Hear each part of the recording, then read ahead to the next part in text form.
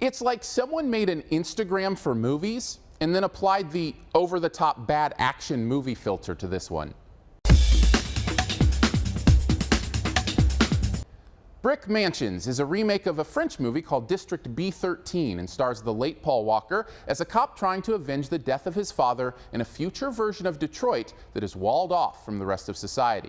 The movie combines mile-a-minute action with the politics of the inner city and comes out a jumbled mess that feels like a poor imitation of the original. Now, certainly many will be curious about seeing Paul Walker in one of his final roles, so let's address him first. He's good. Not great, but typical Paul Walker, brooding actioneer one minute, smiling joke cracker the next, with not much to really draw you in, but at the same time enough to carry his job, which in this case is to occasionally advance the plot enough to get to the next parkour stunt fest, or free running as the kids are calling it these days, where instead of just running away, you climb walls, leap through small holes, and defy gravity with the greatest of ease. Now don't get me wrong, this is the part I actually liked about Brick Mansions. The action can be really fun. Right from the beginning, there's this escape sequence where one of our leads does some pretty amazing stuff, flying through the set with a real creativity and joy.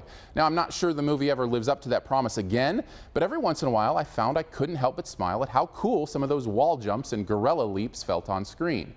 Unfortunately, that's where the fun ended, because when the stunt running ends, the movie gets so bogged down in these long scenes of exposition and explanation that those incredible feats of human agility fade into the recesses of memory pretty quickly.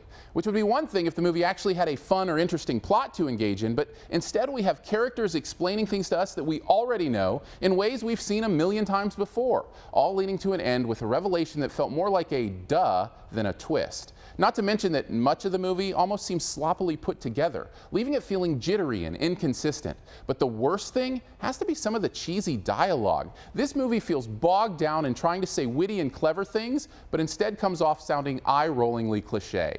Overall, Brick Mansions is an awful movie with some awfully good action. If you're up for a possible so bad it's good experience, feel free to go. Otherwise, you might not want to brave this neighborhood at all. I landed at a C-. Thanks for checking out this Your Movie Friend review. You can stay tuned for this review's best ever challenge here in a bit. But first, I want to throw some stuff up over here for you to click on. If you'd like to subscribe, which I'd very much appreciate, you can do that by clicking on the big gray subscribe button. Want to see more? Here are my reviews of The Quiet Ones and The Other Woman. You can also click the logo right up here to go to yourmoviefriend.com, where you can search by title for reviews.